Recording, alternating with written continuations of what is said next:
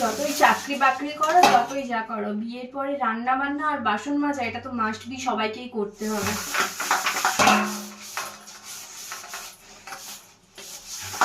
যখন নিজের বাড়িতে ছিলাম একটা কাজও নিজে করতাম না, খাওয়ার পর থালাটাও মা ধুয়ে দিত। আর এখন সব এত এত বাসন ধুতে হচ্ছে, রান্না করতে হচ্ছে, বাড়ির সমস্ত কাজ করতে হচ্ছে, তারপর অফিস যেতে হচ্ছে। কি কপাল, কেন মেয়ে হয়ে জন্মেছিলাম তাই ভাবি মাঝে মাঝে।